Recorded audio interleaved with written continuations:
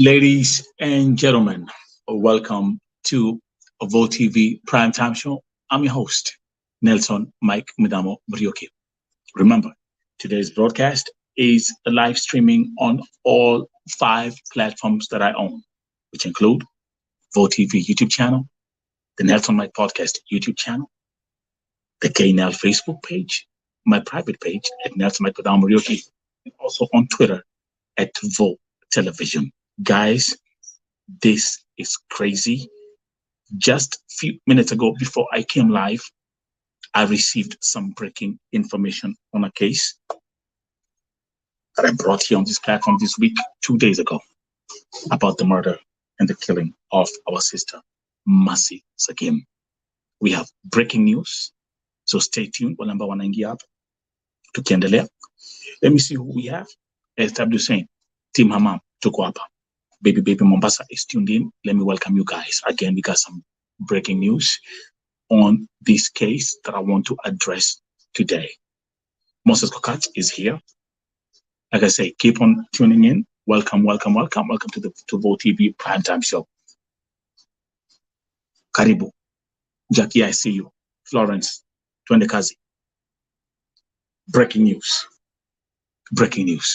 This has been a case that has been complicated, but I'm also very thankful. But due to the simple fact that I have people who have just been reaching out to me. I've been having intel sources telling me exactly what has been going on. And exactly 7 minutes before I went live, I got another breaking news. And this is major. Stay tuned. Karibu. I've already given up. My phones are beeping. My tablet is beeping like crazy. Everything here is going crazy. So bear with me. If you hear those sounds, it's because this is breaking news. Yale ambayo imetendeka Saudia ni mambo ya kuaibisha wa Kenya. Yale ambayo imefanyika Saudia, nirudie tena, nimekuwa nikisema hapa tena, ni mambo ya kuaibisha wa Kenya.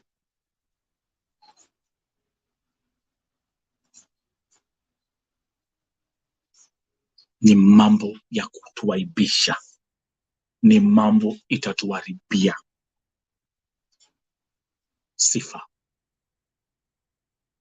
But again, let me repeat again. Yesterday, I gave a late update about the arrest of Mercy's boyfriend, Jamal.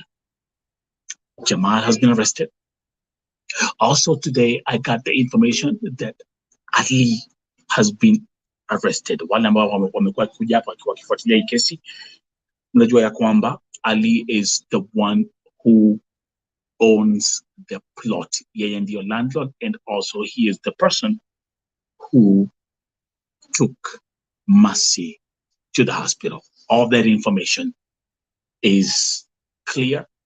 I've been able to put the facts in line. Lakini wacha niwaambie, exactly 7 minutes before nikuja online, before nianze hii show, number one, let me give a shout out to Citizen TV. One of the journalists from Citizen TV reached out to me shortly before I started this broadcast. He is watching, and I've told him tutaongea baada ya show ya Vo TV. I told you I've built a broadcasting network. This is not your regular YouTube channel. This is Vo TV. This is a broadcasting network. And let me actually read the comment of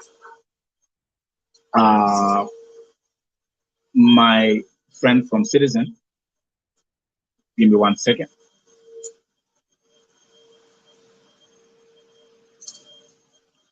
I'm going to give you a shout out right now. Let me give a shout out to Wahiga from Citizen TV, who said, I am told you're doing a good job for Kenyans in Saudi Arabia.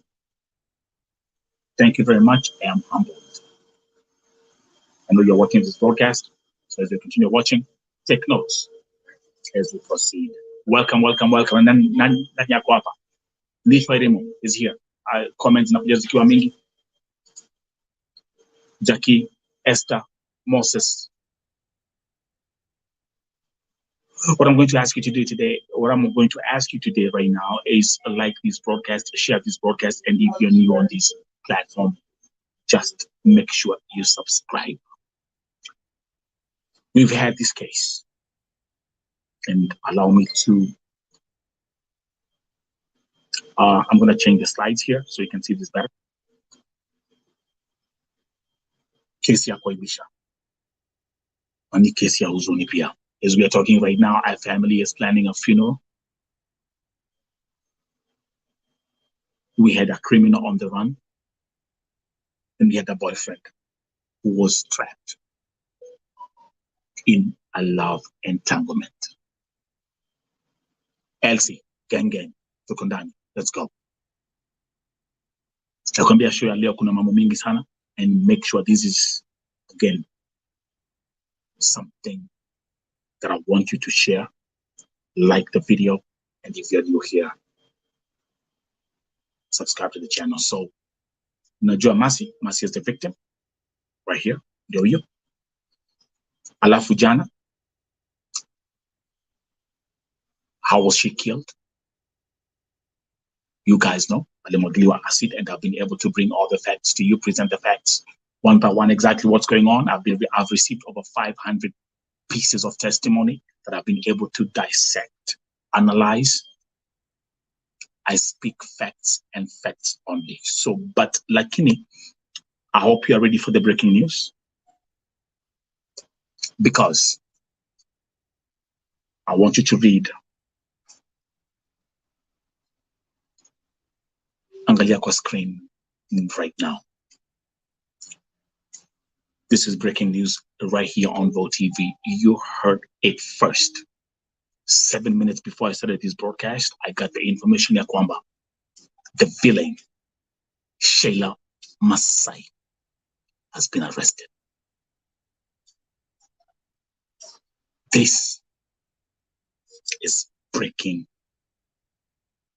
news right here on Vo TV.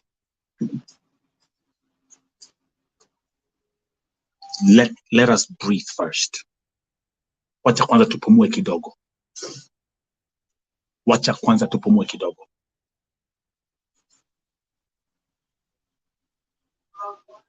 Check the screen.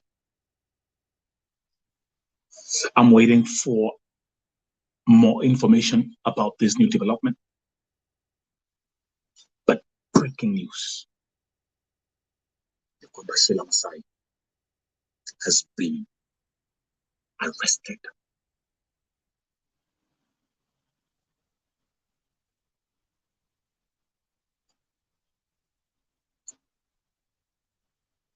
This right here on Vo TV. Margaret Gideon anasema God of another chance. Let me just look at the comments really fast as we proceed. Nishwa wanasema wanaume wale wako Saudia na wasome na hii story ndio wajue vile wanataka na maisha yao. Nimeongea leo Facebook, and I will give some more information. Wanja akisema Kenyans, we need to change hizi tabia, zimekuwa too much. Aisha saying alhamdulillah, let her rot in jail. Sikuwa najua ya kwamba siku moja nitakuwa hapa nikiongea mambo kama haya. Sikuwa najua ya kwamba siku moja nitakuwa naambiwa vitu ambazo huwa zinafanyika Saudia. Unasikia ni kama sinema, ni kama a Hollywood script.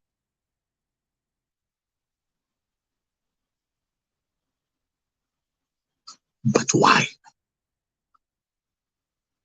But the big question is why? Again, before I proceed, let me tell you, I will be having a special guest. I have a special guest all the way from Denmark, because someone wants to bless somebody today.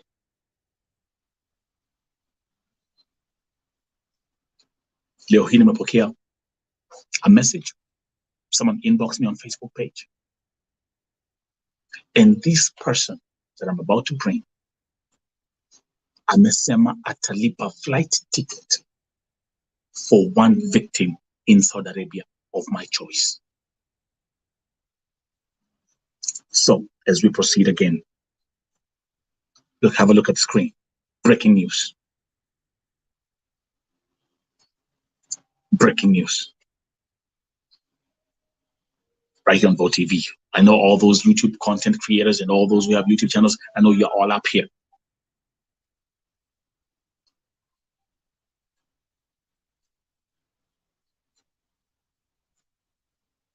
This is breaking news reaching Vote TV. Na leo kuna mambo ambayo nimeongea pale Facebook na nitaendelea kuyaongea. Na nitaongea hapa. I remember like saying, Nelson, get us a lawyer to educate us on what happens in such a case involving Kenyans outside Kenya. Also, mind you, the family of Jamal is also watching.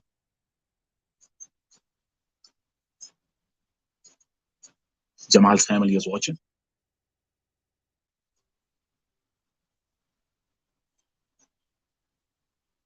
This is breaking news right here on Vote TV. So the current update based on the information that I have is A, Jamal has been arrested. B, Ali, who is the landlord or the owner of the plot, has been arrested. And C, SHEILA Masai has been arrested. Wanja is, nana yo comment Wanja, Jamal ni Kenyan ama ni Ethiopian? He's a Kenyan. Kama ulikuwa hapa jana, I spoke to the family member, the cousin was here, and actually I'll reach out to them again, because now the family of Jamal is trying to find out where is Jamal amepelekwa police station gani. We'll bring out I'll give you all that information. And today is something that I will also do. Kuna kitu ambacho nitafanya leo hii. Nita-explainia familia Jamal the consequences of what he will have to deal with. Nitaelezea familia ya Masi Sakim what they have to expect, and also I will explain mambo za SHEILA. Yote zitaongea kwanza.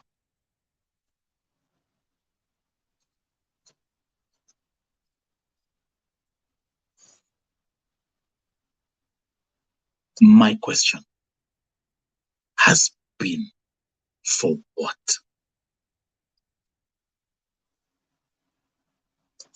Kitendo kama hiki kimefanyika nchi ya Saudi Arabia. Mmoja amekufa, ameacha mtoto mdogo akiwa yatima. Mwingine ndio yupo katikati, Jamal. Not only is he carrying all these scars, but he also will face legal repercussions in the Kingdom of Saudi Arabia.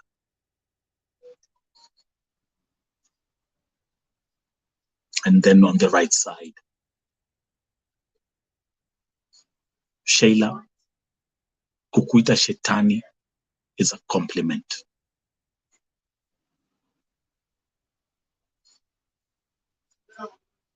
Kukuita shetani is a compliment.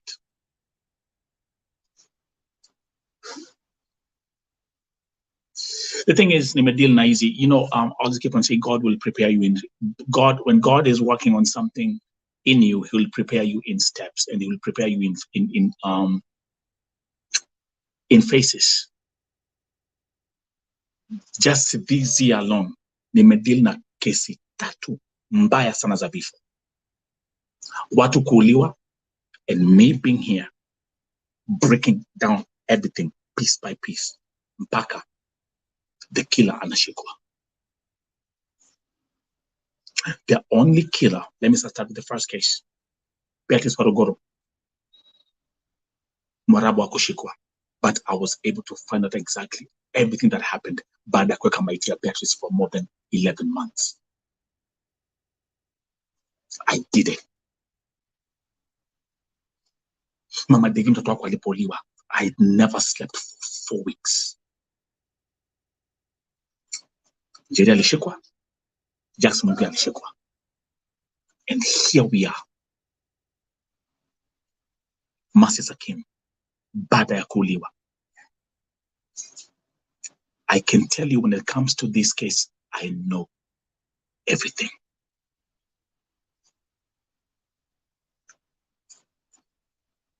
Na nirudie tena. Kuita Mercy shetani ni compliment. Kumuita Sheila shetani is a compliment.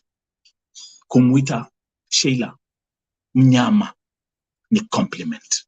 She's worse.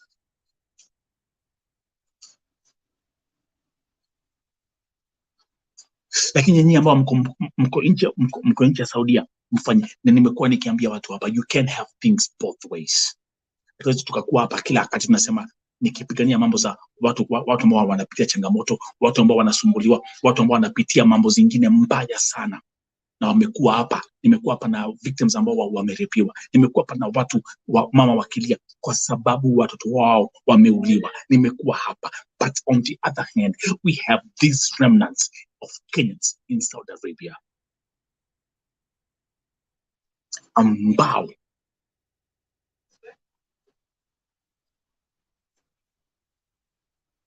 mumeharibia kila Mkenya nchini Saudia ambaye kwa contract anafanya kazi yake vizuri, ambaye pia alikemboi na akaenda kufanya kazi yake, hakujiingiza na mambo zingine.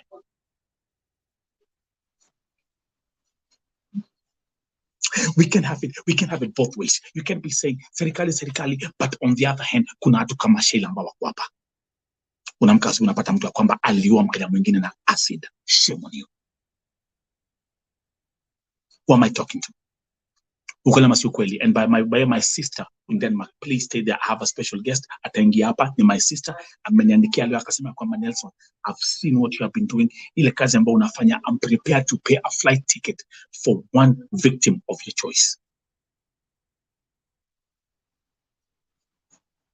Historia Mercy na Jamal na Sheila itawaribia nyinyi. Na kuna watu sahi hata uandike vile zile shida mnapitia ama useme nini, wanaangalia nasema si mnawana huko, ni makemboi, sijui ni nini. Umejaribia. Wacha nikwambie na muendelea kuangalia comments zake Jen Muthoni. This lady has been so helpful in everything, and God protect you and God bless you. Midamo na wale walikuwa wanapanga na huyu, soon tutakupea majina na picha zao, wabekwe wanted, wamejifanya siku mingi. This woman is running a criminal syndicate in the kingdom of Saudi Arabia. Huyu Sheila. Mtu ameamka ameenda kanunua acid, akapanga vizuri, akaenda kwa duka kanunua acid, akaenda kwa nyumba akamwagilia mtu na kumuua. Huyo ujue huyo mwanamke kile hakuna. Sheila, I know everything about you. Mambo za kujiuza, mpaka unaweka flyer ati 400 riyals. Unaweza ukaingiwa nyuma. Umejaribia leo hii. Na wacha pia niseme kitu moja ambacho nimeongea pale kwa Facebook na nitawaambia tena. Wacha niwasomee saa hii. Nyinyi wanaume ambao mko Saudi Arabia, nyinyi mababa wa Saudi Arabia, wacha niwasomee saa hii. Nyinyi mababa wa Saudi Arabia ambao mmewekwa na wanawake na makemboi, wacha niwasomee saa hii. Na msisimame pale mujiita wanaume. Nimewaambia pale Facebook, msijiite wanaume, mmewekwa na wanawake. Mwanaume ambaye amewekwa na mwanamke si mwanaume. Usijiite mwanaume. Usijiite mwanaume.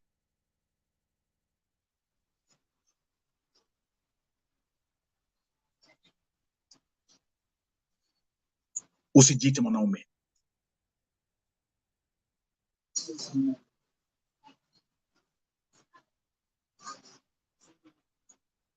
Usijiite mwanaume. Nyinyi mababa ambao mmewekwa na makemboi Saudi Arabia, msijiite wanaume. Screen record ikila fanya remix tena, it's me talking. Na mwendelea kusoma comments za Jane Muthoni, ndio mjue hii nchi ambayo tumekuwa tukipigania, haki za kadama. Muangalie yale ambayo inaendelea huko pia. Nyinyi wanaume ambao mmewekwa na wanawake, mababa, shame on you. Nimesema na nitarudia tena, nimesema mkatoe hizo kundu zenyu tafadhali, mpatia wanawake ziwekwe kwa pass, alafu hawa wanawake muhakikisha kwamba mwanunulia makeup, lipstick, high heels, na pia ile kofia mnavanga mkienda kwa kuoga, muwapatie pia. Hausi wanaume. It's even biblical. The Bible says the man is the head of the house. You're supposed to be the provider. Unawekwa na mwanamke. Leo ni leo. Na mimi hakuna mahali mnaweza mkanipeleka, kwa sababu najua mimi nikiongea hapa, nimeongea. And I don't filter. I say the truth. Shame on you. Angalia mahali sasa tumefika. Masi ni maiti. Mtoto ameachwa bila mama, bila baba. A family is planning a funeral in Kenya. And now we have two people who have to deal with the consequences, with legal consequences in the country. I'll tell you the truth. Because if I speak the truth will set me free. Mko wapi? Simkuja hapa. Shame on you. Unapata mwanaume amewekwa na wanawake. Kwa sababu sasa wajua Saudia wanaume ni kama gold, nyamba mko huko nje. Unapata mwanaume moja, kwa sababu kemboi mnatengeza pesa mingi kuwashinda, nyinyi ndio mnawaeka.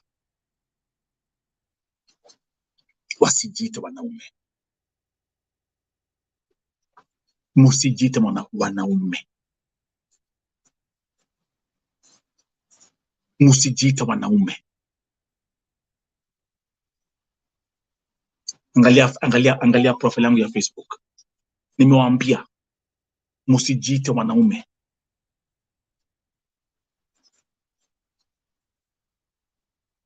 Mnunue lipstick, high heels,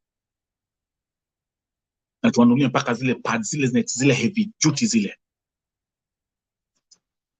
Shita Watana River. Toko wale.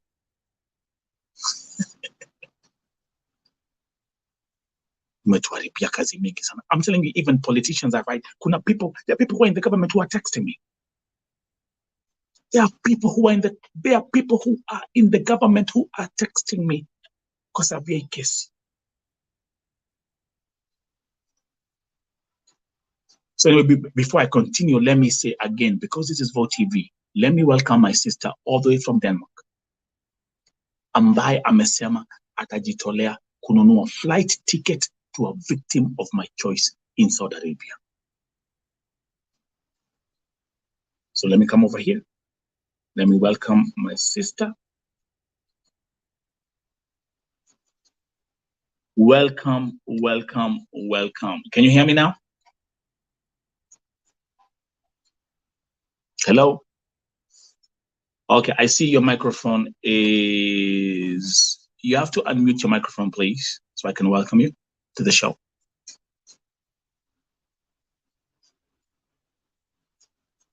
And by the way, my friend has a women's rights organization that fights against. My sister. Yes, sir.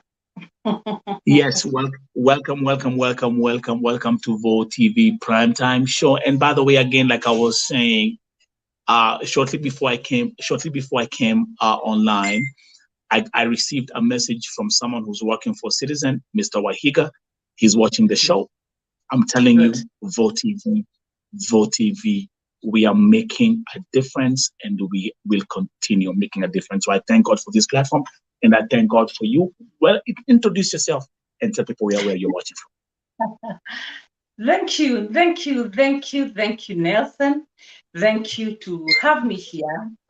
Hata kama you just kidnapped me, like ile ya kuniambia come to the show. I wasn't prepared for this. But I'm happy to be here. I'm happy to be here, and I'm amused by the amazing work you're doing. I follow you. You know, kuna wale tunakuanga silent followers. We just follow. We see what someone is doing, and I'm super excited to be part of this show tonight, and also to be part of what you're doing. Kilen Marete is the name. Mimi nimezaliwa Meru, Kenya. Oh, okay. Lakini naishi Denmark. I'm a GBV victim in a foreign country. Oh, and, my goodness. Nowadays, I don't call myself a GBV victim. Actually, I say I'm a GBV victor because I overcame that. I'm a victor. Yes.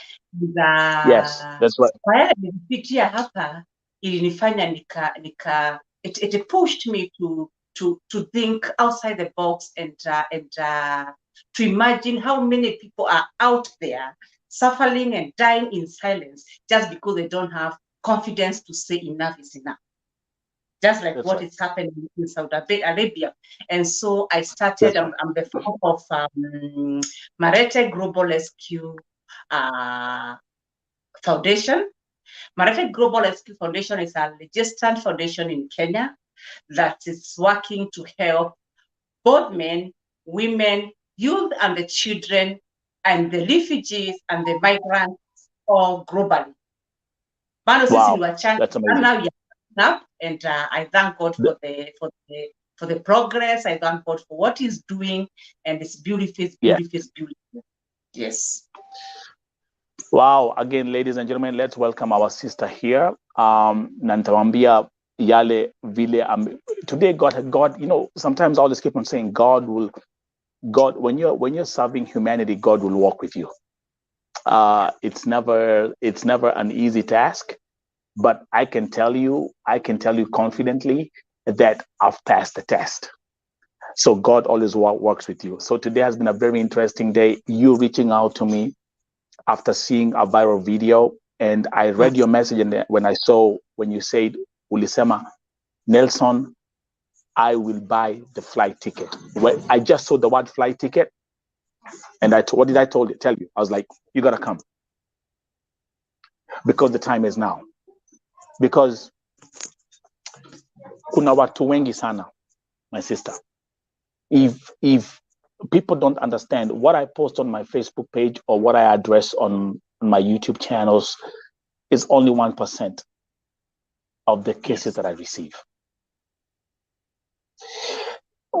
And to those who are watching, and to you, my sister, let me tell you something.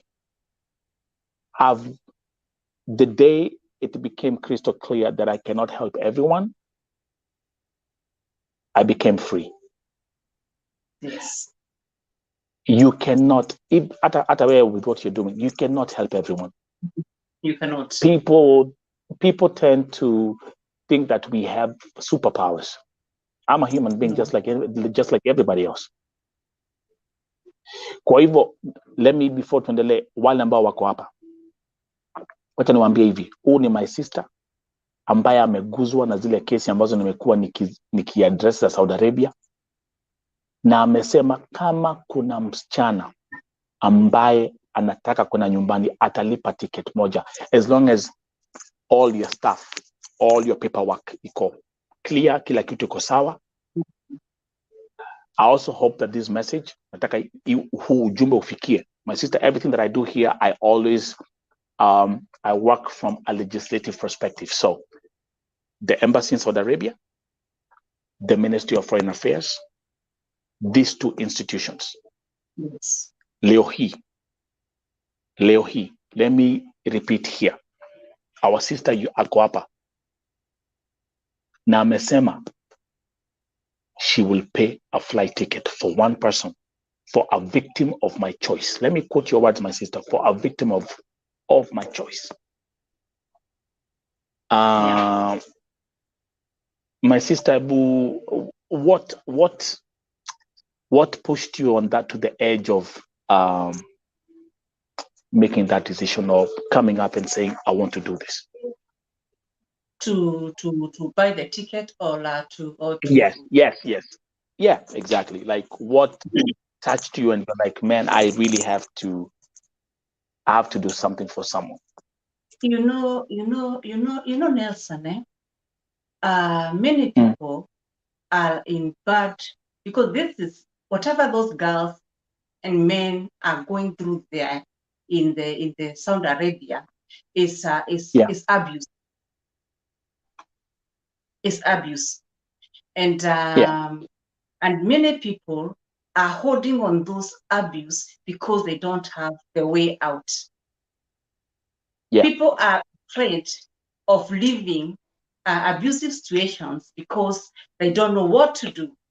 You understand? So they might be a girl there who really wants to go home, lakini hana nauli, hana ticket. Na ujue wengine wakati wanaenda huko, not that they are coming out, they're from well-off families in Kenya. No, they are not. Most of them wanaenda huko kujitafutia. And then this viral video, when I saw it, actually I was on road from Germany coming back. Oh, you are in Germany? That's my country. You know, I'm a German citizen. for a holiday. So I was on my way back, and tunajua kwa ferry sasa, wakati mnavuka kwa ferry, when you park the car and you go somewhere and you sit, and then someone sent me that message. He said,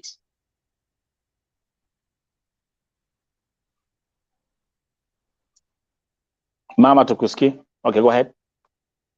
When you're in the ferry now, when you sit, you know there's somewhere you sit and you can have a snack. So I'm seated there, and I'm having my phone, and I saw a message from one of my directors in Kenya, and she tells me, I don't know who to share this with. And then you know the video, total, the girl, I cried. Yani mwili yangu yote ilikufa gazi. Yes, I froze all over and I started crying. I was like, why are people so inhuman? Why? How can this happen? But now I'm happy that after I spoke to you, you have already confirmed that whatever was fake.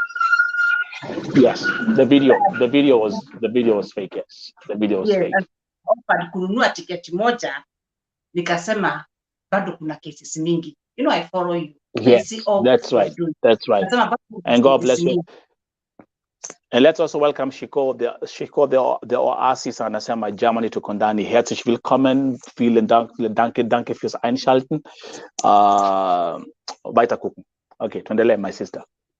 So nikasema hakuna haja kama nilikuwa nimejitolea kusaidia watu. Najua watu kusaidiana. And we have to hold each other hands so that we can be able to get to the next level. Yeah. That's right. Wow. You see, and this is exactly what I'm talking about. Let me actually bring this case right here as we continue to have this conversation. This is exactly what I've been telling people. Ya kwamba nimekuwa hapa. Now, we've actually done a lot. I've done too much trying to raise awareness. I've rescued many. I've done everything that one can think about. And then something of this nature, an accident of this nature happens. And then it literally blows away everything that we've done. What happened? We woke up in the morning and we had a very complicated case. A Kenyan on Kenyan crime. Let me put it like that. It's not a Tinimwarabu. It's not that it's Nini. It's a Kenyan on Kenyan crime. My sister, you having followed that case on my platform, how does that make you feel? I'm broken. My heart is bleeding. My heart is bleeding because I don't know what has come over people. I don't understand where the humanity has gone to. that for Crazy. whatever reason, it doesn't matter what this person has done, but one thing, no one has right to take life that they don't give. And then where do people even get that kind of strength? You know, where do you get that kind of energy that you can pour acid on someone? Acid. Crazy.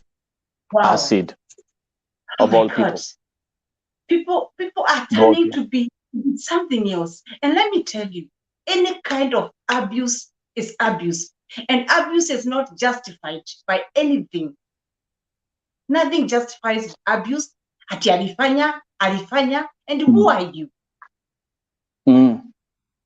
So like these two girls, what were they asking each other?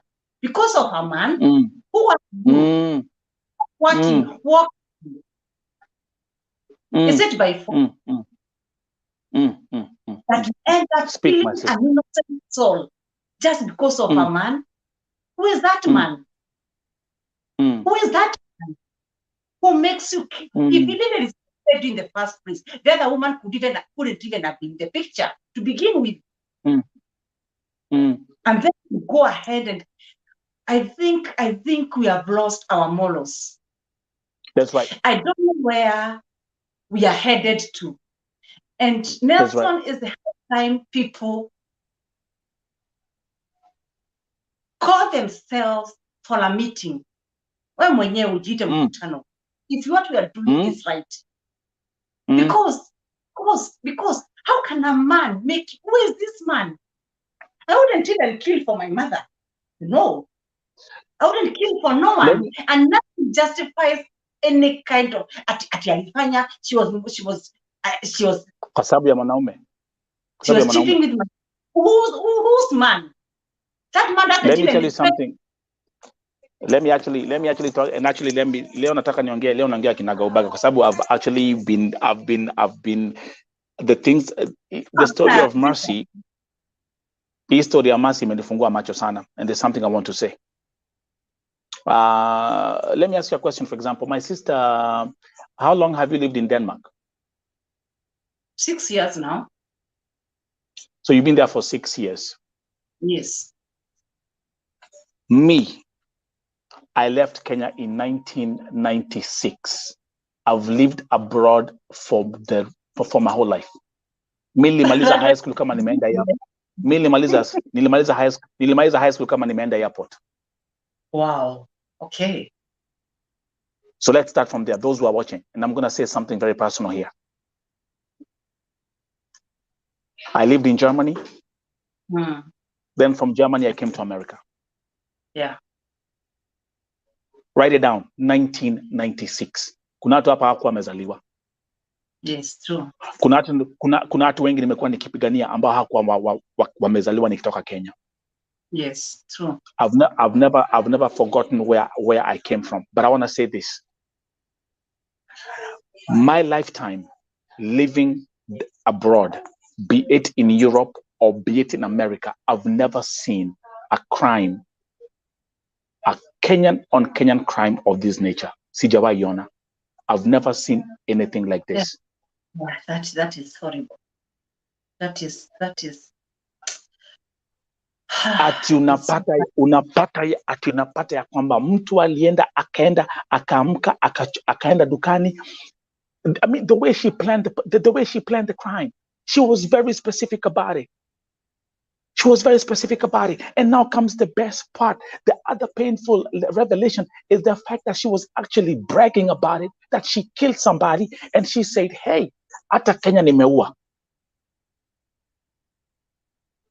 Ata Kenya nimeua. That's what I'm telling you.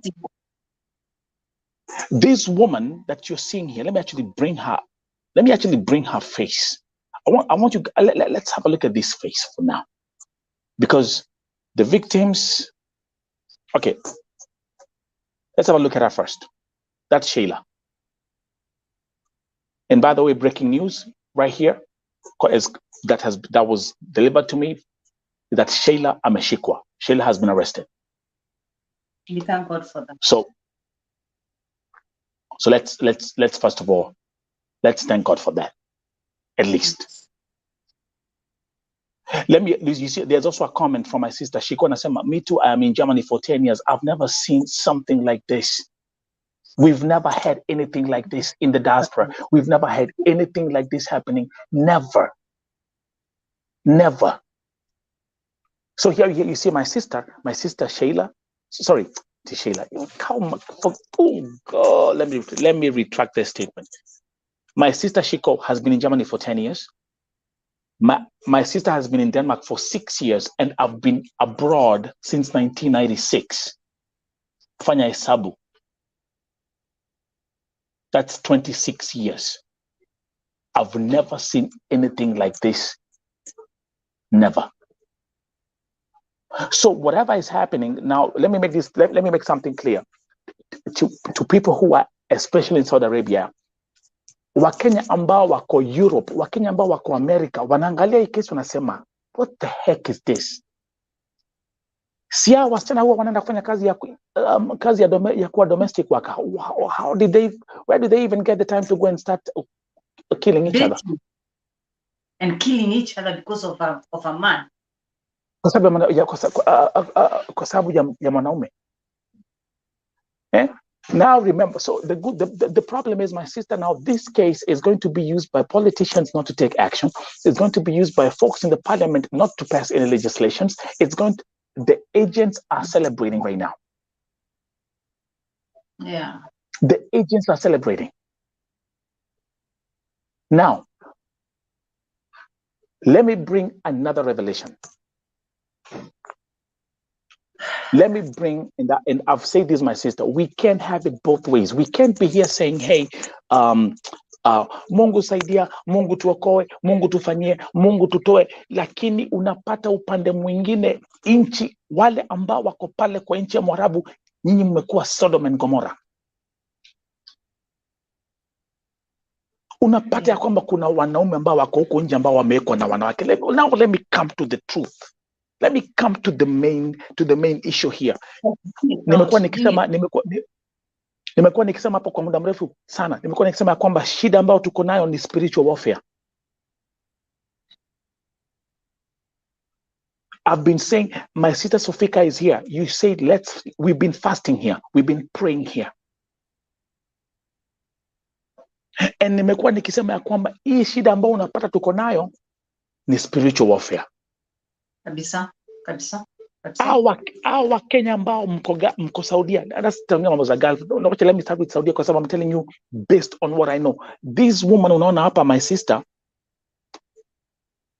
she has a criminal syndicate.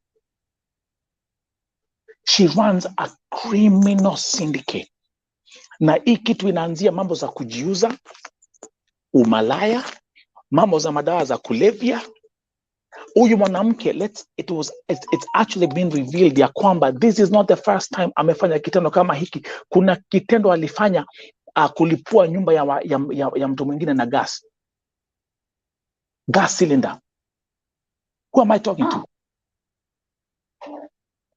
Who am I talking to? Kwa hivyo wacheni kushangaa kwamba huyu mwanamke alienda akachukua acid. Ni kitu amezoea.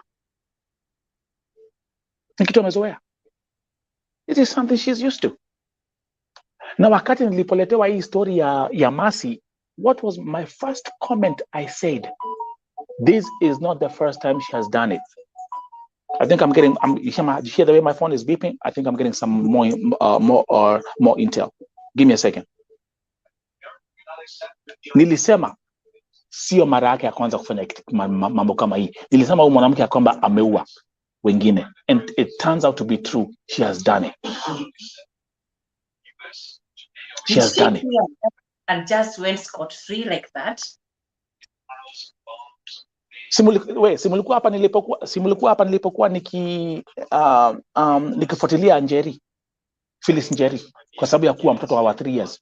Niliwaambia aje ni kitu alikuwa amefanya. It's something she has done before. Angalieni yale ambayo niliweza kugundua and what came to light. What you're looking at, my sister, and let me actually tell the viewers, what you're looking at, this is a psychopath. Kabisa. So again, for those who might be new to the case, the lady Uyuapa, let me show if you can see the whatever. The lady in blue is the victim, ndio Masi, ndio ameuliwa. The one in the middle one, ndio Jamal. Na baadaye familia Jamal iko hapa, they are watching. That's who was the boyfriend to both of them. And the lady here, ndio Muwaji. And her name's SHEILA Masai. She's a Kalenjin. Nelson, allow me to say one thing. I think even before we get to killing, even before we get to cheating and all that, because all those are different form of abuse, it has to start with this. It is a high time everybody or people are taught, people are knowledged how to deal with these kind of situations. You understand? Yes. How do you deal in a situation where maybe a man says, I don't want to continue with you? How do you deal in a situation where you are being frustrated by a man, you are being frustrated by a woman, and you continue holding on that marriage just because of what you're getting from it? I'll give an example of my case. I'm never ashamed of talking about my case. Even if you go to Citizen Lady, there is Citizen Lady page on Facebook. I had an interview in June when I was in Kenya. I also had an interview in Inolo, how I came up to start or what I'm doing. It has to start new, because like myself, when I came here through marriage. And then for the 5 years that I was married to this guy, it was abuse after abuse, financial, sexual, and emotional. And he was a white, you understand? And he was a white guy, right? Yeah. I'm a foreign person in a foreign country, especially like Denmark, where the rules are very strict. If you divorce a man or a woman who brought you here, before you get this and this and this, you go back to Kenya. But you know what I did? Despite all that, what will people say if I go back to Kenya? What will people say? What will the church say? Amevunja boma yake. She could not hold in a marriage. Huyu tulijua hawezi kaa kwa nyumba yake. You know those kind of things. People so much thinking about the public. What will Nelson say? What will people say? What will so say? What watasema nini? And so you continue holding on a bad situation where you are not happy, and you abandon yourself just because of the interest of what people will say out there. That is one of the things that is killing us. Public opinion. Why should you be bothered with the public opinion? Why? And by the way, my sister, I chose me. I chose me because I knew that my yesterday does not determine me, but my tomorrow do. I chose me because I have a bright future tomorrow. I couldn't continue being drained, being damaged, actually broken, because I'm not yet damaged. I'm not damaged. He blocked me, yes, but I have not been damaged. So being broken there and being in situation because of my residence permit, permit is very important for me. But what could happen after 9 or 10 years? I get my residence permit in Denmark, and then I come out there, and I'm already destroyed. Yeah. That's why you see most of us even here, amekaa kwa doa yenye ni mbaya sana, amekaa kwa relationship yenye ni mbaya sana, kuzungumza vile makaratasi. Huyo mtu by the time akuja kwa ile ndoa, ameingia kwa drugs, amekuwa alcoholic. So even the things they are doing on Facebook, they're crazy, they are just alcoholic. Unakutana kwa street, unashangaa, what are you even doing? Even you are in Kenya. That's right. And actually, and this is Europe. And this is Europe, by the way. And this is Europe. This is not Saudi Arabia. Yes. People are doing that because of opinion, what people think, what people say. Let's start by loving ourselves. Because if you love yourself enough, let me tell you, Nelson, utaondoka Kenya uende Saudi Arabia sababu ya pesa. Utaondoka Kenya uende Saudi Arabia sababu ya kazi. How much is it? And like 20,000. That's what we make that's less than what we make in a day. Money, no, money, actually. But how do you my see sister. you have been posting things? You have been posting things one after the other, one after the other, one after the other. And there was back from Kenya at the airport. I was like, what? You can see these girls. They are young girls, very naive. You know, you can see them, yeah? Unaona hawa. That's right. Hata ni unaona unajua sasa wanaenda huko. And then the next day wanaanza kwa Nelson, I need help.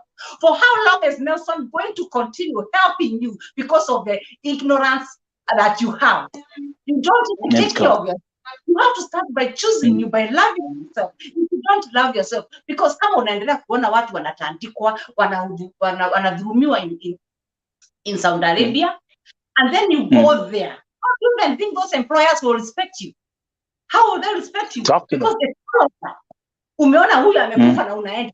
How will they even respect you? You don't even respect yourself to begin with. We should start by respecting ourselves. We should start by loving ourselves. We should start by saying no to what is not working for us. If a relationship is not working for you, please be willing to walk away. It's not by force. Yeah. Get a point and say no. Respect yourself. Love yourself good enough. Mimi huyo wangu alijaribu kuniambia sababu immigration and what. Let me tell you. Leave it alone. When it gets to the point of immigration, I'll dance to the left. I'm dancing to the left now. I'm at that short of immigration by the Danish immigration because they chose me. But I'm going to fight for my human rights because they are being violated here. The people they can say this was because I chose this. My human rights are being violated.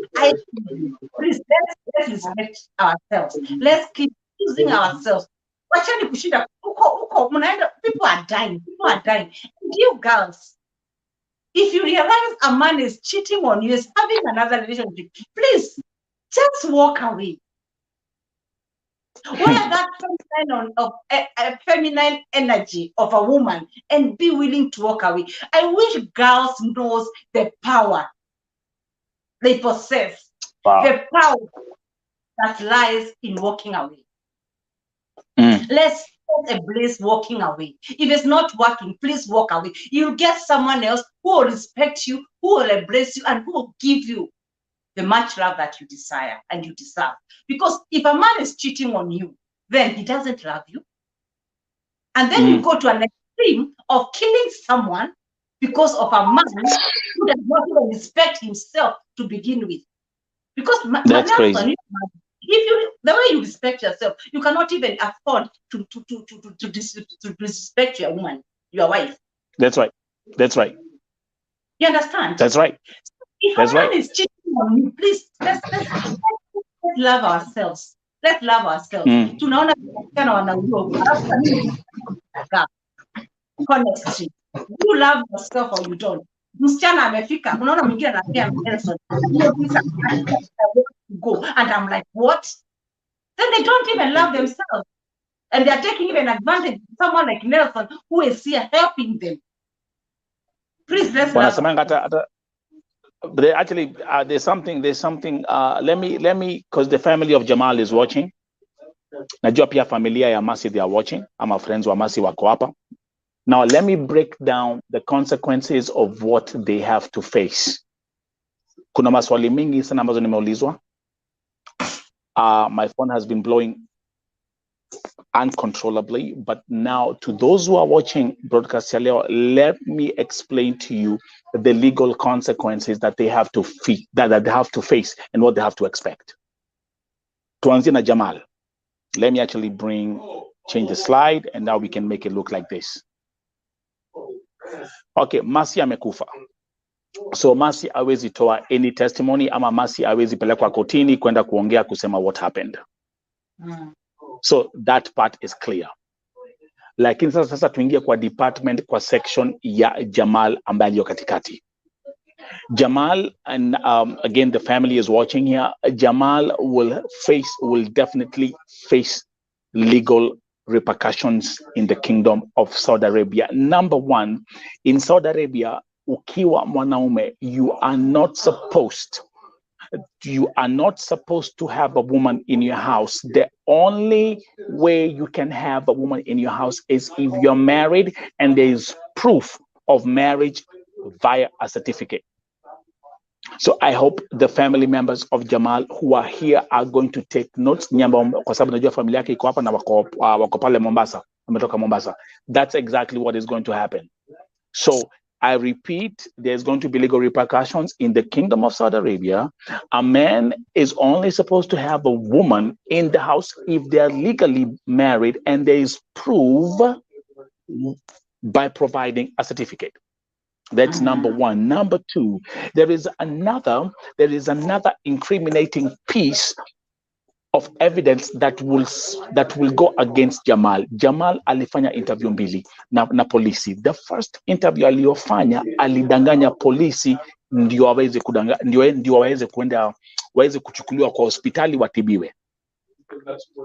So he gave false testimony, which actually in the court of law they might call it perjury, and that will also be another mistake on his side. Yeah. So, but yeah, like the major one here, because I'm not EC Denmark, EC Germany, EC America, EC Australia, EC Kenya, in Saudi Arabia, my friend. Kwa hivyo, a very simple question. Mwanamke ambaye amekufia kwa nyumba yako, alikuwa bibi yako? The answer is no. Do you have any proof of marriage? Mko na certificate? Hakuna.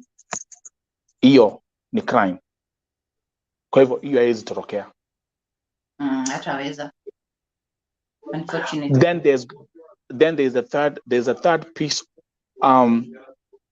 There's another third piece of intel, or there's another third piece of evidence that will also speak against Jamal. Alipotoka hospitali, after he was discharged from the hospital, he went back to the house, and guess who he invited? Guess who he invited? The killer. This is serious. Nataka munisikize.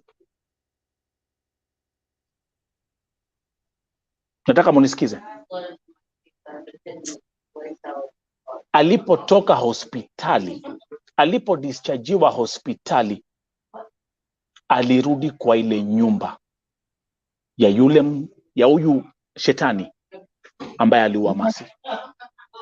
Jamal, wherever you are, and even to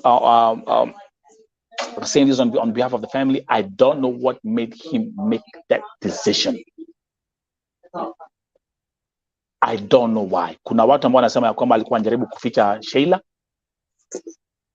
Whichever reason, it's up to you. I don't know. Utaelezea, but I will let the Lord deal with that part. So, family members ambao mko hapa, mjue ya kwamba Jamal ataface legal consequences. That's clear. Now, in terms of huyu shetani, huyu Sheila, zake sitaongea. Wacha, let the law that has been put in place in the kingdom of Saudi Arabia take full effect on her. Kabisa.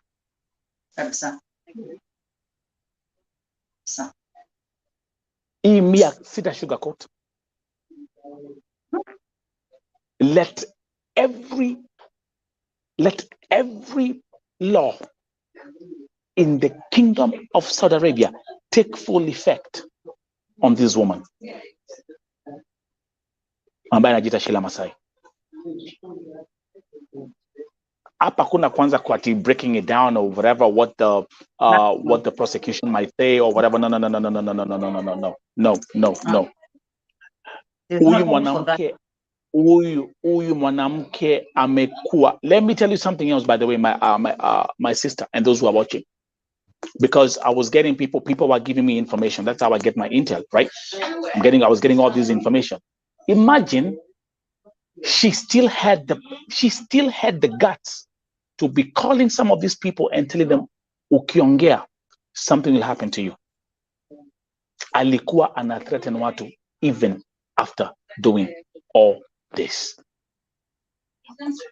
Huyu mwanamke, and I will not be afraid to say, she felt she was untouchable. She felt she was the queen of the jungle, like she called herself. And she thought she can get away with she thought she can get away with every crime. Unfortunately, not possible. Unfortunately, not possible. And let me actually tell you another stupid mistake she made. How do you think you can go unaweza enda uwe mtu alafu uanze kudeactivate your social account, uanze switch off simu yako and think you'll get away with it? Are you stupid? Are you stupid? Hata ukienda uchimbe shimo kule kwa desert ujifunike, watakupata tu.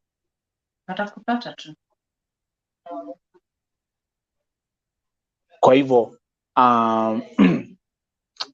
I'm sure again this is an active investigation. Last but not the least, my sister and those who are watching, the one question the family of Mercy has been asking me, those who have been communicating to me, is mwili wake utaletwa lini? Now, to answer that question, all I'm gonna say, this is gonna be a process. Before all this criminal investigation is done, before the embassy of Kenya in Saudi Arabia, because not even the Kenyan embassy in Saudi Arabia has to get involved. Yeah, of course, yes. It's going to be a process. So when it comes to that question, all I'm gonna ask you from me personally, you must be very, very patient. Lakini, my dear Kenyans, whoever thought that one day tutakuwa hapa tukiongelelea mambo ya Mkenya ambaye ameua Mkenya mwingine Saudi Arabia? That one. Who thought? Kuna hii group ya hawa wasichana ambao wanajulikana kama madalala. My sister utajua mengi leo. So dalalas are the ones they are like ring leaders huko, au ndi wale wali. So what they do is baada ya kutoka kwa contract, once they are out there, wanapata cheo cha kwanza kuuza wasichana wengine. So they are the ones who host them, wako na nyumba, wako na nini. So I mean they like Upper America we call it pimping. So unapata kwamba au sasa ndio wanawaweka kule kwa nyumba. Hata unapata kwamba msichana akienda kufanya kazi akilipwa wanapata mpaka cut. There's a cut they get. I mean that's how they operate. You get this? Yes. And she was like, so like her, like huyu Sheila Neo group ya madalala hao. They feel the untouchables. Actually, they even have they call themselves the Black Saudis. The superior ones. Hao ni superior ones. Now ndio unapata ya kwamba, wacha nikwambie, hawa ni kuambia kwamba, na nitasema hapa, nimesema hapa leo ni leo. Bila kuna kusugarcoat, because these are all facts. Hiyo kora yote, hiyo jangili yote, mpaka mnapiga wasichana wenyu. And let me actually, my sister, generally there's a statement I put on my Facebook page. Wacha nitasomea hapa right away. I didn't see that one yesterday. Let me read this to you.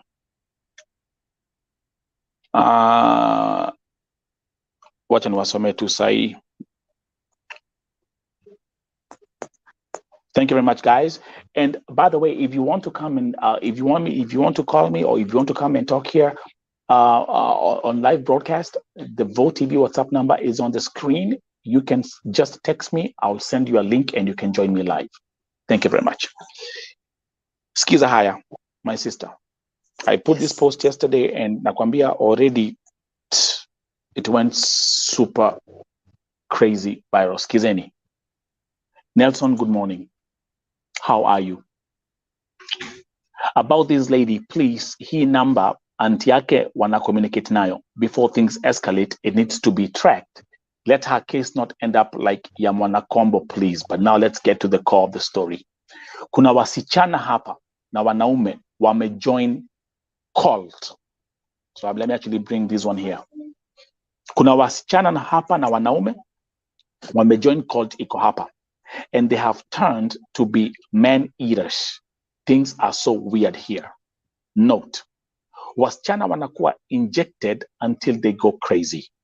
Number one, so that they can withstand any style in sex. So that they can never say no to anything. Wengine wanatolewa body parts, but they can't tell. If lucky, wakipona wanatupwa deportation. This, at a police are investigating, it's critical.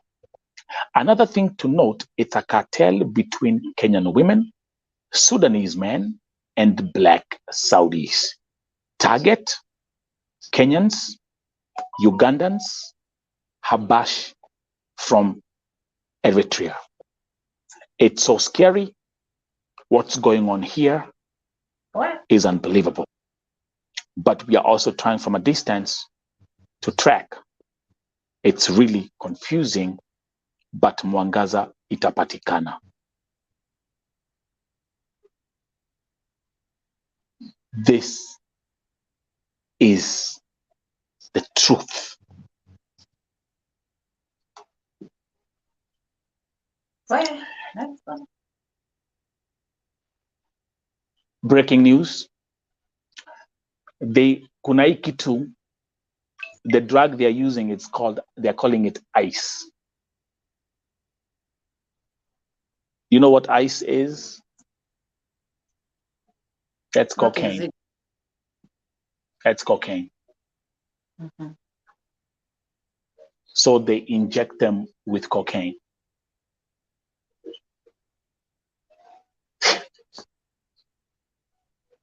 Huh? Hey, that is Condoma na Gomorrah. Well, so how do they get helped? That's now going to be the next question as we move on. Nikupatie example. As you're talking right now, and people who follow my Facebook page, as we're talking right now, let me bring this thing. Asubuhi ya leo,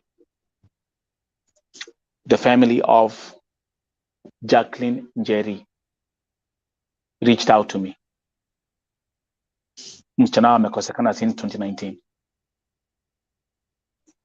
As I'm talking to you right now, the family of Julia Wamoyo, who reached out to me to tell me mtoto wao amekuwa hajapatikana ya Saudia for 7 months. Alipatikana amekufa. Mortuary. And listen to this. Tulipo track hiyo simu ilipotrakiwa. Imagine Julia amekufia Saudia. Simu yake is beeping in Kenya. Take notes. Take notes. It's now a criminal investigation. And I'm just giving you some rough examples. In the Kingdom of Saudi Arabia, wa Kenya, nyinyi ndio mmekuwa si Mwarabu, wa Kenya na maiza wa Kenya wenzao. As I'm talking to you, 3 days ago, the family of Margaret Rugoro Wawero reached out to me. And they told me mtoto wetu hajapatikana for over 4 months. Guess what? I put that post on my Facebook, and within 24 hours, Margaret Rugoro Wawero was found in a mortuary. And guess what? And guess what? She has been dead for 4 months. I'm telling you.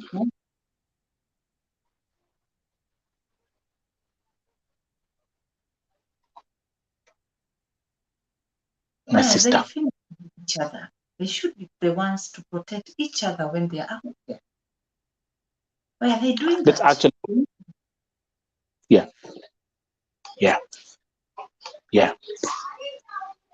All this is crazy. Go ahead, my sister. I want to change the slide. I want to show this for people to see. Because tukiambiwa, the Bible says we perish not because of lack of money, we perish because of lack of knowledge. Exactly.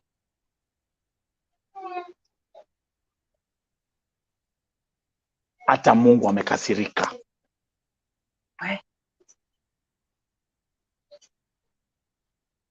Hata Mungu amekasirika.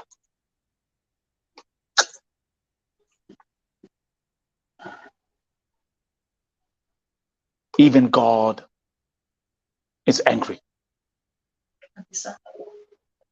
That's why you find everything. My sister, every day you wake up, something is happening. Something has happened. Another one. People are falling down left and right. You see things and I'm like, what? Where are we headed to? Why are we doing this to each other? We've been on this platform telling people, Kujeni maombi, we are here, we are praying, we are fasting, we are doing all these things. We are crying out to our government in heaven. But how is our government in heaven going to hear us if we are here having our people acting like animals, killing each other, doing all this crap? How is it going to work? How is it going to work? This is huge than I even thought. Tutamlilia Mungu. Tutamlilia Mungu. Yes. But what about we can't sugarcoat. We can't sugarcoat and say Mungu saidia hapa, lakini hapa hii jinga ingine uifungie macho. No. And let's run this thing. Let me again. Namyanga hatu vote. We are not doing anything. Yes. That's right. Okay, to ingia my Facebook page. Let's start here, my sister. Let's start here with my again. It starts from the top. This is Pauline Murugi. Let's go. Angalia.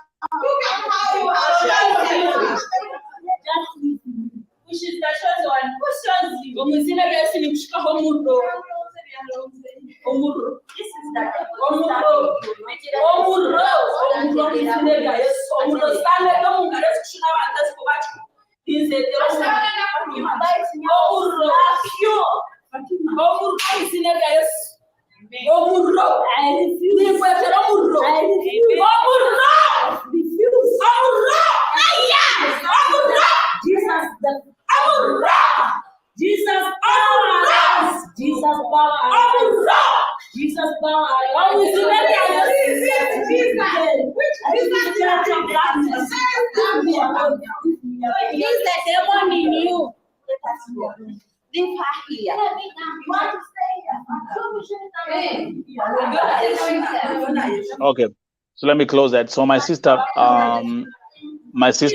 this is Pauline Murugi. This is Pauline Murugi. She is dead. Huyo amekufa. After this video, and I was the one who was able to break this story. Akamochari, as we're having this conversation. Let's continue, my sister. For people to understand what we are dealing with here. Now, open the next case. Let me actually make this bigger.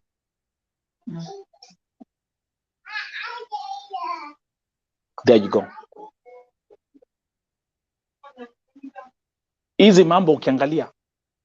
All these stories, they have the same, it's like the same pattern. They go missing, not for 1 week, but for 2 weeks, for 2 months, for 3 months, for 4 months, and then the end game is the mortuary. Exactly. These are the calls that we are talking about. So this is Jacqueline Jerry Abongalia. Look at the, I mean, are you seeing, look at what you're doing to your families back in Kenya. For how long are our parents going to continue valuing us, their children? That's right. Do they even know the pain of losing a child as a parent? That's right. Uyo ako missing.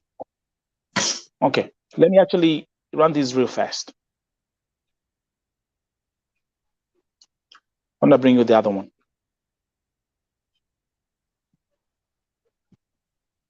Dakaleta Iyamagi pia, I mean, it's painful.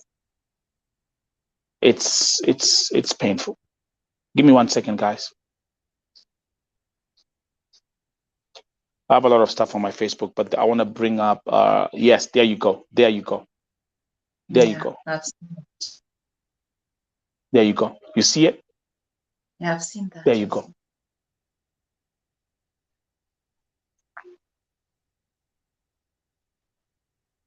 Yeah, Familia imeniandikia. Like chickens. Yeah. Familia imeniandikia Nelson, mtoto wetu hatujampata for over 4 months. Then the next thing, mimi huyo. I put the post on about 3 days ago. Imagine within 24 hours tunapata ujumbe ya kwamba Margaret amepatikana kwa morgue, amekufa. Lakini akukufa jana, akukufa last week. For 4 months amekuwa kwa mortuary.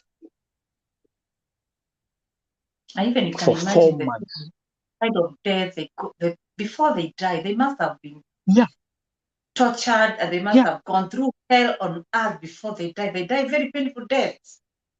That's right. That's right. You must be That's right. Very painful deaths. My God. Sasa. Huh? What is this? So, what? And that's why, and we can't have this thing. We can't have this thing both ways. This has to stop. But how does it stop? Where do we come? How do we come in and bring this to an end? That includes the Kenyan government and the Saudi government, because now this cannot continue. It has to come to an end once and for all. Because these girls are dying very painful death. They are causing a lot of trauma and torture to their parents here back in Kenya. So they go there looking for money, but they come in coffins, even straining their parents more financially. Then why are they going there? To do what? Kukuja hapo na sanduku na kustrain wazazi. Kuchanga pesa. How will this come to an end? How do we teach our children? Because our wanaenda kwa mostly, these are our children. Some of them will call me mom. These are our children. How do we go about it? How do we teach them? I can tell you. The answer is very simple.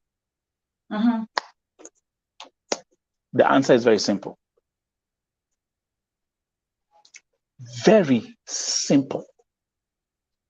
The only problem is that common sense is not common to all, but the answer is very simple. And I will bring back a statement you mentioned at the beginning. everyone who's watching, listen. Change starts with you. It doesn't start with your parents. It doesn't start with your children. It doesn't start with your father, your grandpa, your grandma, your boyfriend, your ex-boyfriend, your seventh husband. It doesn't start with anybody else. Change starts with you. And you guys, when I tell you guys, I don't know whether you read your Bibles with one eye closed. I don't know how you do your reading. When the Bible says, as a man thinketh, so is he. Who you are today is the product of your thoughts and your thoughts only.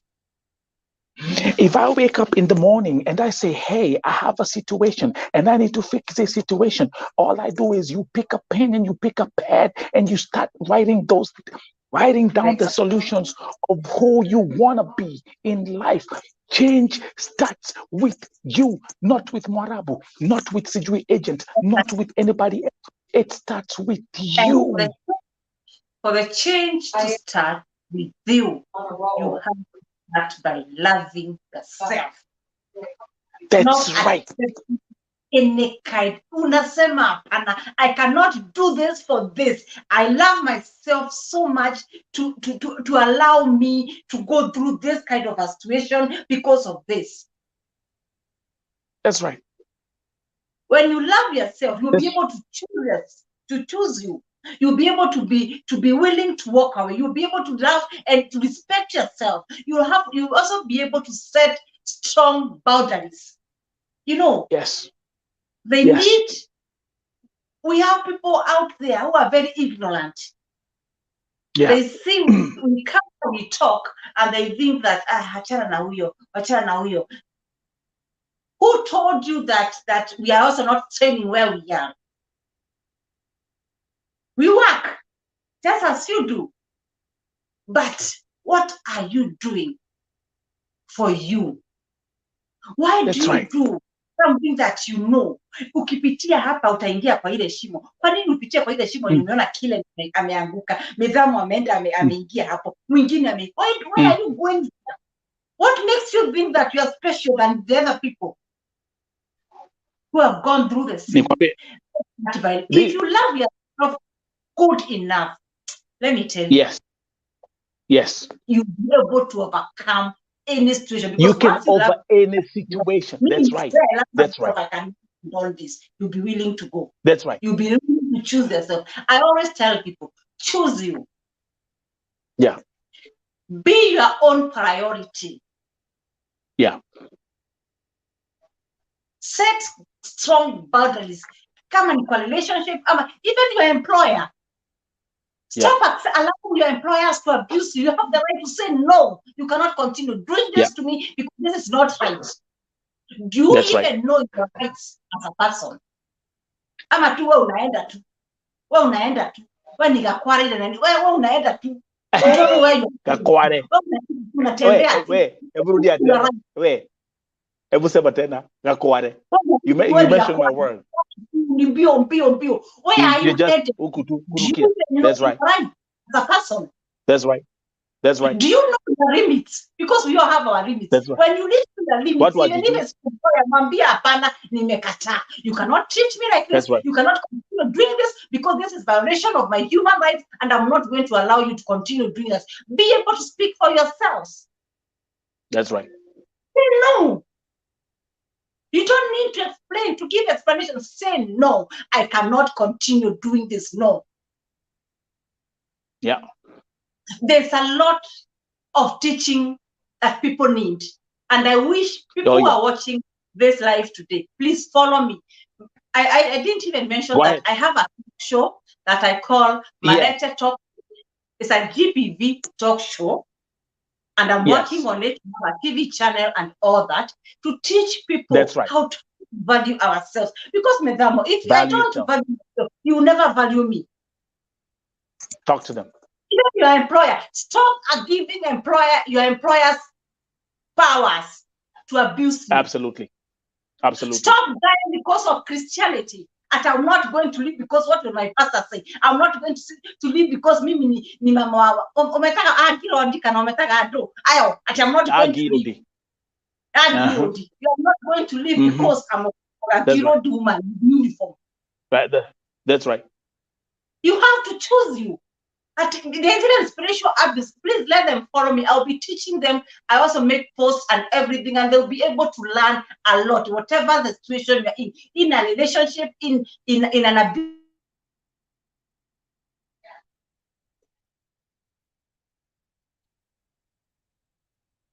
Wow, what a powerful message today. What a powerful message. I think let me give my sister some time. She'll be back. Maybe the phone has gone out, but let's come back here through the upper to the foundation of today's broadcast. The sad story of Mercy Sakim. Angalia zile shida mumejiletea. Angalia zile shida mumejiletea. Na nitawaambia hivi leo hii, kwa sababu nyinyi especially na I repeat, let me actually wacha nikuwe very specific. Unajua watu hupenda kuchukua one line. I repeat. Hii kesi, hii story ya Mercy na Jamal na Sheila ita affect wale ambao wako under contract. Mtu ako pale kwa contract anafanya kazi yake vizuri, ametulia under contract. Na B, nataka hapa sasa munisikize vizuri. Na B, ita affect pia. Kuna Kemboi alitorokea changamoto alizokuwa akipitia kwa kafiri, lakini alipotoroka alienda na kuendelea na kazi yake na kile kilichompeleka nchini Saudia. That's the group of Kembois I'm talking about.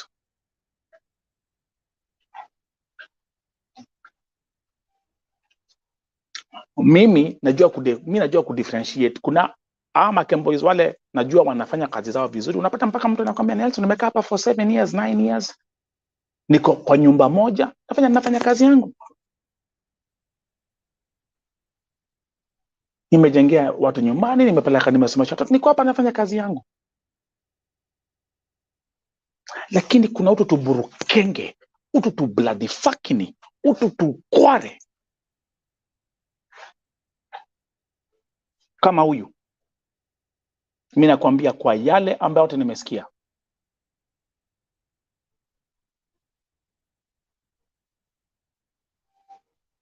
Kwa yale yote ambayo nimesikia.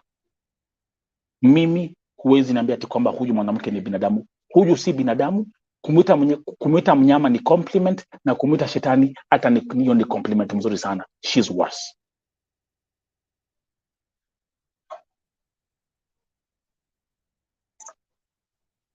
Mambo za kujiuza ako mbele. Mambo za kuthreaten wasichana ako mbele. Mambo za kujigamba ya kwamba hata Kenya ameua ako mbele. Ile nyumba alilipua na gas cylinder Riyadh ako mbele.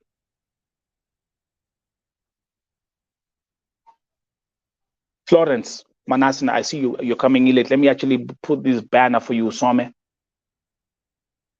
The breaking news that I received shortly before niingie ni kwamba hata pia Sheila Masai has been arrested, but I'm waiting for more information. Okay, so Florence Manasseh, I repeat, that was the breaking news before I started the show. 6 minutes before nianze hii show came the breaking news ya kwamba Sheila ameshikwa.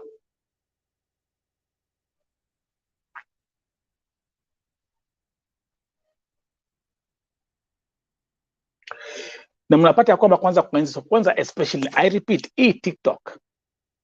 People think listen, number one, I remember I had a phone call about 3 months ago. I had a phone call with someone who's is in the government. And she told me, Nelson, we don't pay attention to what's going on TikTok. I was like, are you serious? She was like, yeah, we don't pay attention to that. Nikon over 40,000 followers on TikTok. I don't even take care of TikTok. And that's why I decided I'm gonna build a broadcasting network right here on YouTube. You see where I'm coming from? TikTok imefanya wasichana, they feel like they are like your Hollywood stars. You're nothing. You're nothing. For what? You're nothing.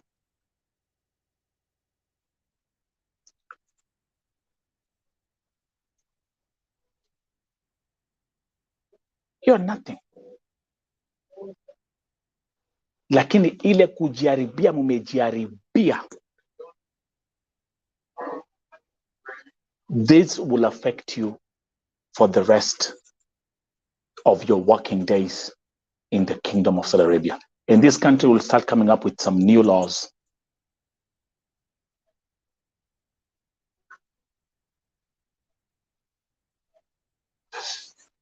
Let me see the comment from K2 saying, Mike, I salute you. I've been there for 4 years watching you, and now in Qatar 3 years. But my dear, you've tried to fight for ladies in God, no matter how much you get rumors about Kemboy behaviors. But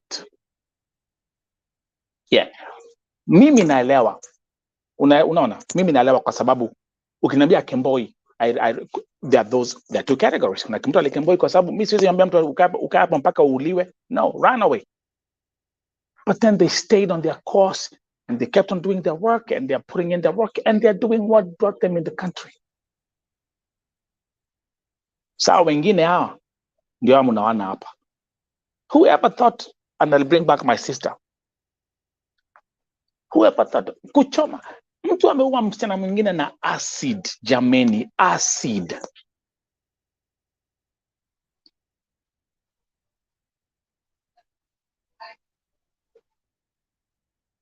Acid. Of all things. Huo ni mtu alikuwa, this is very personal. This is very, very personal. And I'll bring back my sister. This was very personal. Now, come on. The good thing is I've been able to put every piece of evidence. I've put everything crystal clear. What has happened? What she was actually saying, how she planned it, what transpired on the day when she committed the crime.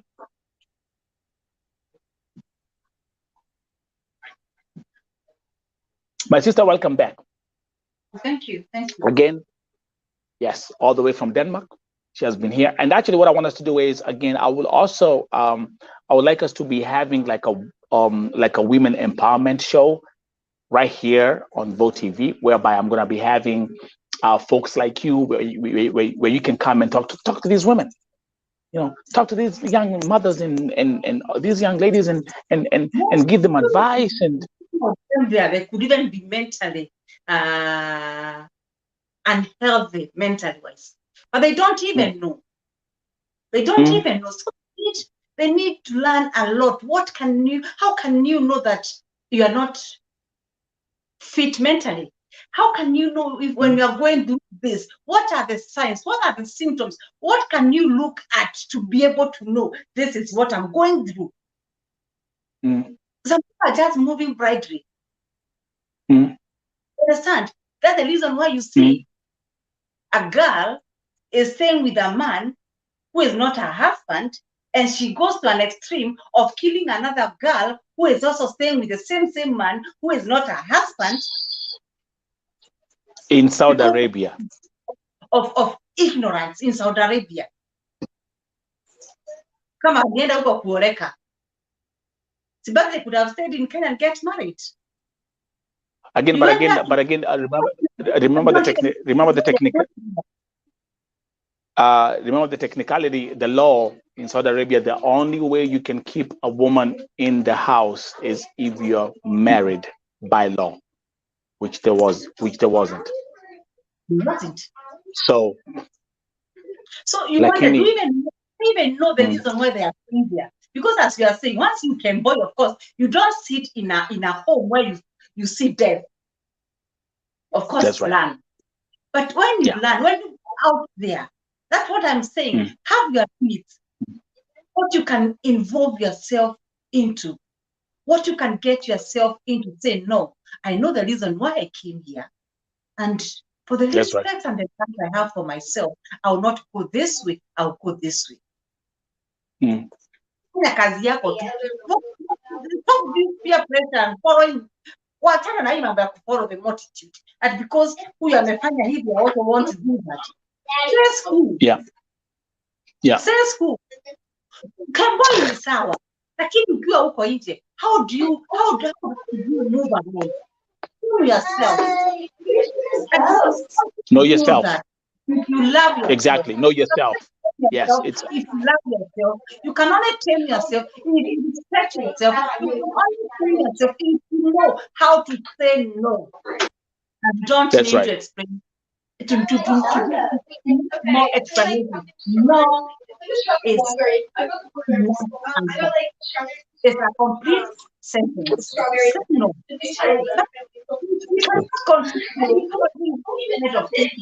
For every now and then. No. And it's a shame. I would also like to request, if possible, during the show, I could, if you allow me, invite Dr. Bring them here. Then that one, she can come and start talking about mental health, because even some of them, they are not even mental. That's right. Yes, they don't even know. Just say Koguruka. Just put it in simple terms. Yeah. Yes, they already. They don't even know. Maybe they don't know that mental illness, but they don't know. That's right. And Dr. Susan Gitao, and invite her. She has no problem coming over and join you guys, and you'll be able to learn a lot from her and a lot from me, and a lot from Madam and other people that will be doing good. Because we have to learn for them. We have to teach you on how to love yourself to begin with. That's right. So anyway, for centuries. What I'm gonna do is, I think we've really had we've covered this story. We've had an amazing segment. I'm seeing guests coming here because there's something going on right here at the lobby. What I'm gonna do is this. Number one, thank you very much for tuning in, and I'll keep on updating you. If you're new here, subscribe to the channels. Number two, next week I have a very, very powerful show. I have amazing guests, which will also include. Sorry for Makelele, I'm about to conclude, but which will also include folks in Lebanon. Pay attention. I'm bringing members of the Kenyan consulate to the show. Pay attention. They'll be coming here. The other point, before Nyanzai's show, let me give a shout out. I received a message from someone who is a journalist from Citizen TV.